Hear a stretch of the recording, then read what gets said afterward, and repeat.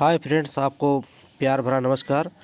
दोस्तों, आज की वीडियो हमारी सॉलिड का ये सैटेलाइट फाइंडर है, इस पे होने वाली है। काफ़ी हमारे भाइयों के पास जिन्होंने सॉलिड सैटेलाइट फाइंडर लिया होगा, इसमें कॉमन फॉल्ट आती है और सैटेलाइट फाइंडर हमारा काम नहीं करता है। तो उस पर वीडियो होने वाली है। मॉडल नंबर मैंने आपको यहाँ पे दिखाई दिया है। दोस्तों, ये सैटेलाइट फाइंडर बहुत ही अच्छा सैटेलाइट फाइंडर है और सैटेलाइट डिश सेट करने के लिए, किसी भी कंपनी का डिश सेट करने के लिए बहुत ही उपयोगी और बहुत ही अच्छा है। दोस्तों, इसमें फ़ॉल्ट क्या है आइए मैं सबसे पहले आपको दिखा देता हूँ।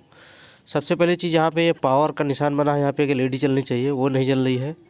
और दूसरी प्रॉब्लम क्या है, यहाँ पे जब हम इसको सिग्नल ऑप्शन पे जाते हैं तो यहाँ पे कोई सिग्नल नहीं दिखाता, जबकि यहाँ पे 10-20%, 5% घटना बढ़ना चाहिए, दिखाना चाहिए सिग्नल क्वालिटी। और तीसरी समस्या क्या होती है, हैंग हो जाता है, कोई इसका कीपैड वर्क नहीं करता है। सिग्नल वाले ऑप्शन पे ओके करने के बाद कोई कीपैड का कोई फंक्शन यहाँ पे वर्किंग नहीं करता है और ना ही यहाँ पे सिग्नल क्वालिटी कुछ बताता है। तो दोस्तों, इस तरीके की अगर फॉल्ट आती है तो उसे हम कैसे रिपेयर करेंगे, इस वीडियो में हम जानेंगे। आपसे गुजारिश, अगर हमारा चैनल पर नए हैं तो प्लीज़ चैनल को सब्सक्राइब कर लें और बेल आइकन को प्रेस कर दें। तो आइए हम इसको खोल लेते हैं। दोस्तों, वीडियो पॉज करके मैं इसको खोल लेता हूँ जल्दी से। तो इसका कवर खोलने के बाद दोस्तों, मैं आपको पहले इसकी बैटरी निकाल लेता हूँ, उसके बाद मैं आपको दिखाता हूँ इसके अंदर क्या मिसिंग होता है और किस वजह से ये प्रॉब्लम यहाँ पे आती है। तो सबसे पहले हम बैटरी लगा लेंगे और बैटरी लगाने के बाद हम इसको टेस्ट करेंगे। दोस्तों, अगर आपको इलेक्ट्रॉनिक कोई भी कंपोनेंट्स ख़रीदना है हमसे, तो हमारे व्हाट्सएप नंबर पे हमसे संपर्क कर सकते हैं या हमारी वेबसाइट पे जाके वहाँ पे डायरेक्टली ख़रीद सकते हैं। तो हम अपने मल्टीमीटर को दोस्तों डीसी रेंज पे लगा लेंगे और उसके बाद हम आपको टेस्ट करके वोल्टेज पहले यहाँ पे दिखाते हैं, कितने वोल्टेज कहाँ पे होने चाहिए। तो सबसे पहले हमने नेगेटिव वाला बल्ब ग्राउंड पे रख दिया है। अब यहाँ पे कॉइल लगी है दोस्तों, यहाँ पे लगभग 60 से 7.5 वोल्ट के आसपास सप्लाई होनी चाहिए। दूसरी कॉइल ये वाली है, यहाँ पे हमें 3.3 वोल्टेज सप्लाई मिलनी चाहिए, ये भी हमें यहाँ प्रेजेंट हो रही है। अब आते हैं दोस्तों, यहाँ पे एक कॉइल लगी है, बड़ी कॉइल लगी है, यहाँ पे भी दोस्तों हमें 7.5 वोल्टेज के आसपास सप्लाई होनी चाहिए, तो ये भी हमें सप्लाई यहाँ पे प्रेजेंट मिल रही है। उसके बाद एक कॉइल यहाँ पे और है दोस्तों, इस कॉइल पे हम चेक करेंगे दोस्तों, यहाँ पे हमें 1.2 वोल्ट की ये कॉइल है, 1.2 वोल्ट हमें मिल रहे हैं। 5 वोल्ट यहाँ इन होता है और 1.2 आउटपुट होता है, तो ये हमें मिल रहे हैं दोस्तों। उसके बाद इस कॉइल पे आएंगे, यहाँ पे भी 5 वोल्ट इन हो रहा है और आउट हमें यहाँ मिलना चाहिए दोस्तों 3.3 वोल्टेज, उसको हम टेस्ट कर लेते हैं। तो ये 5 वोल्ट इन हो रहा है और हम जूम करके दिखाते हैं दोस्तों। यहाँ पे हमें 1.4 वोल्टेज मिल रहे हैं, यहाँ पे मिलना चाहिए हमको 3.3। ये वोल्टेज दोस्तों यहाँ पे हमें कम दिखाई दे रहा है, इसी की वजह से हमारा ये सिस्टम सही ढंग से काम नहीं कर रहा है। तो इसको हम कैसे ठीक करेंगे, आइए हम आपको आगे वीडियो में बताते हैं। गुजारिश है आप पूरी वीडियो देखें, अगर पसंद आए तो ज़्यादा से ज़्यादा लोगों में शेयर करें। जिन भाइयों का मल्टीमीटर और सैटेलाइट फाइंडर हमारा ख़राब पड़ा है, वो खुद से ठीक कर सकते हैं।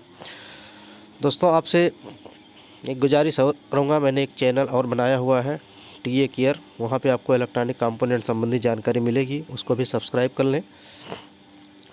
अब दोस्तों, मैं आपको मल्टीमीटर में हम दिखा देता हूँ, कंटिन्यूटी मोड पे लगा के सबसे पहले हमें बैटरी हमने रिमूव कर दी है और इसको देखना है हमें यहाँ पे कोई शार्टिंग तो नहीं है, क्योंकि अगर आगे शार्टिंग होगी तब भी वोल्टेज ड्रॉप होंगे। तो हमें सबसे पहले ये देख लेना है कि हमारा कोई कंपोनेंट यहाँ पे शार्ट तो नहीं है। तो दोस्तों, यहाँ पे शार्टिंग तो हमें कुछ नहीं दिखाई दिया है। अब यहाँ पे एक आईसी लगी हुई है, रेगुलेटर आईसी, कॉइल के पास में छोटी सी आईसी लगी हुई है और इसी आईसी से वोल्टेज रेगुलेटर होता है यहाँ पे। तो इस आईसी को हमें रिमूव करना पड़ेगा और उसके बाद हमें यहाँ पे अलग से सप्लाई देनी पड़ेगी। मैं कैसे करना है मैं आगे आपको बताता हूँ। तो इस आईसी को हम सबसे पहले निकाल लेंगे।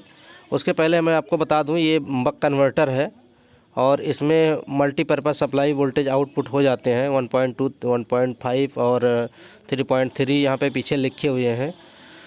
और भी कई रेगुलेटर हैं 3.3 वोल्टेज के लिए, 3 पिन के रेगुलेटर मिल जाते हैं आपको 11-117, तो उसको भी लगा सकते हैं। फ़िलहाल मैं यहाँ पे ये लगाने वाला हूँ इसमें एम्पियर्स भी अच्छे मिल जाते हैं और ये बहुत ही अच्छी तरीके से काम कर सकता है। एलईडी एलसीडी में इसको रिपेयर करने में काफ़ी हेल्पफुल है। तो ये हमें यहाँ पे मिल जाता है 0 से 15 वोल्ट इन होता है। और दोस्तों यहाँ पे आउटपुट अपनी मर्ज़ी के हिसाब से ले सकते हैं। तो मैं आपको बता देता हूँ इसको कैसे जोड़ना है। तो हम सबसे पहले यहाँ पे 3 वायर लेते हैं, 2 इन के लिए और 1 आउटपुट के लिए। 4 भी जोड़ सकते हैं लेकिन कॉमन हमारा ग्राउंड ही होता है। तो नेगेटिव के लिए हम दोस्तों यहाँ पे ब्लैक वायर जोड़ेंगे और जहाँ पे इन होता है 5 से 15, इस पर आपको लिखा मिल जाएगा, तो उसको हम वहाँ पे रेड वायर जोड़ेंगे। इस बात का ध्यान देना है आपको, जिससे आपको समझने में दिक्कत ना हो। ये आउटपुट की पिन है, यहाँ पे मैंने जोड़ दिया है ब्राउन वाला वायर और ये है इन का। अब यहाँ पे इन के लिए माइनस है, यहाँ पे हम ब्लैक वायर जोड़ दे रहे हैं और ये हमारा प्लस वाला है इन के लिए, यहाँ पे हम प्लस वाला वायर जोड़ दे रहे हैं। तो कुछ इस तरीके से तीनों कनेक्शन हमें यहाँ पे इस बक कन्वर्टर में कर लेने हैं। तो ये माइनस, ये प्लस, ये माइनस और इधर आउटपुट, ये कनेक्शन हमने यहाँ पे जोड़ लिया है। अब इसको हम कैसे लगाएंगे मैं आगे आपको बता दे रहा हूँ कि हमें क्या टेस्ट करना है और कहाँ लगाना है। यहाँ पे दोस्तों डॉट के निशान बने हुए हैं, तो हमें यहाँ पे 3.3 वोल्टेज अगर आउटपुट चाहिए तो उसको हमें शॉर्ट करना पड़ेगा। लिखा हुआ है वहाँ पे 1.2, 1.5, 3.3। तो इस पॉइंट को हम शॉर्ट कर देंगे। तो इस 3.3 वाले पॉइंट को, अगर हम 3.3 वाले पॉइंट को शॉर्ट करते हैं तो हमें वहाँ पे 3.3 वोल्ट आउटपुट सप्लाई मिल जाएगी।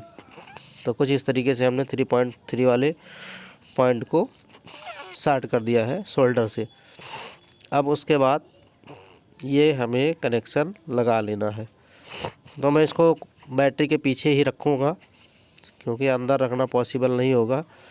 तो मैं इधर से कनेक्शन को लगा ले रहा हूँ और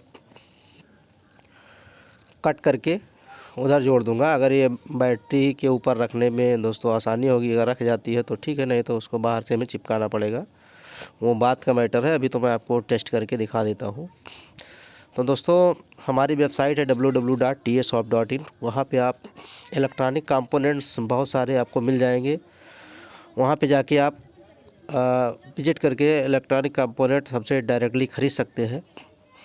अगर बाय डिफ़ॉल्ट वो आइटम आपको वेबसाइट पे नहीं अवेलेबल हो रहा है, आप हमें व्हाट्सअप करके जानकारी ले सकते हैं।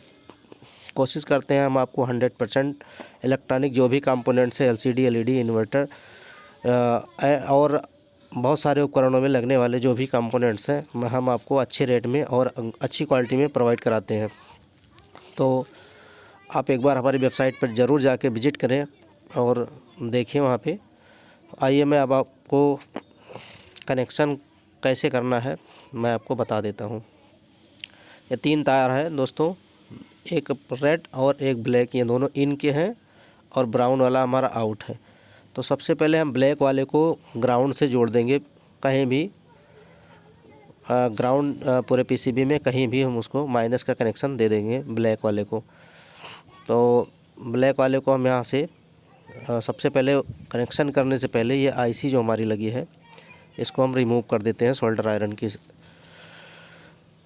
ये IC दोस्तों यहाँ पे रेगुलेटर IC लगी हुई थी और ये IC हमें रिमूव कर लेना है, क्योंकि ये हो सकता है अलग से सप्लाई देने पे शॉर्ट भी कर जाए।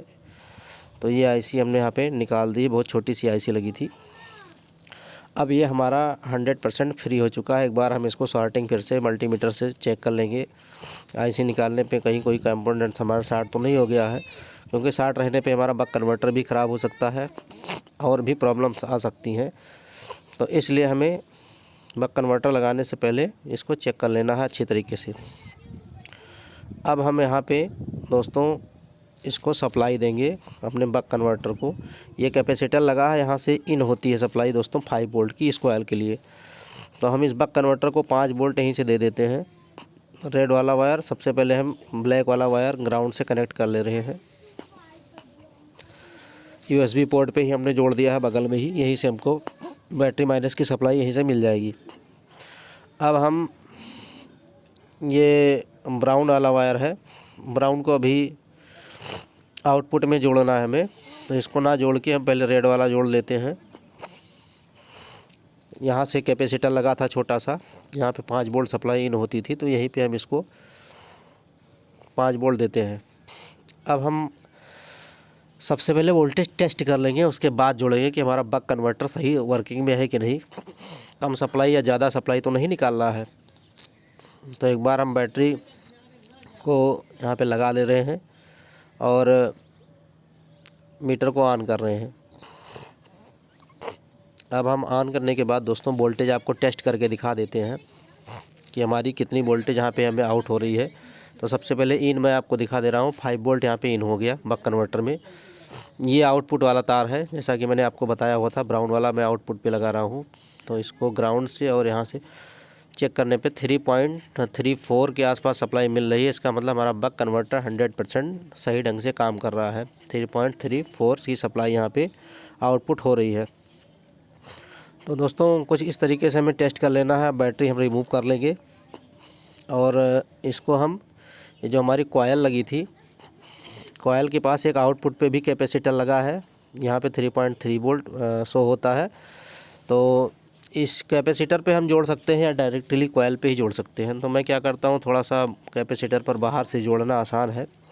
ये आउटपुट का कैपेसिटर था, 3.3 वोल्ट पे लगा था, तो यहाँ पे इसको हमने जोड़ दिया है। अब दोस्तों हम बैटरी इसमें लगा के और मल्टीमीटर बार बार याद आता है, सर ये सैटेलाइट फाइंडर है, तो सैटेलाइट फाइंडर के वोल्टेज हम टेस्ट करते हैं। 3.3 वोल्ट यहाँ पे हमें मिल रहे हैं। जो कॉयल लगी हमारी कॉयल पे 3.3 वोल्टेज हमें मिल रहे हैं, यानी हमें यहाँ पे सप्लाई मिल रही है, कोई शार्टिंग नहीं तो ये सप्लाई ड्रॉप होती। तो अब उसके बाद दोस्तों आगे हम देखते हैं, यहाँ पे पावर वाली एलईडी भी जल गई है। इसका मतलब हमारा सेट अच्छे से काम कर जाएगा। अब मैं सिग्नल वाले पे यहाँ पे करता हूँ, तो हमें सिग्नल स्ट्रेंथ जो दिख रही है, ये भी हमें रेड दिख रही है, 10% के आसपास बता रहा है, लाइट भी जल रही है। और उसके बाद हम अब कीबोर्ड भी आपको यहाँ पे ऑन करके दिखा दे रहे हैं। तो बटन हम प्रेस करते हैं दोस्तों, यहाँ पे फंक्शन चेंज हो रहे हैं, लाइट पड़ रही है ऊपर से इसलिए, लेकिन आपको दिखाई दे रहा होगा। बटन भी हमारा काम कर रहा है और मीटर हमारा सैटेलाइट फाइंडर 100% वर्किंग में आ गया है।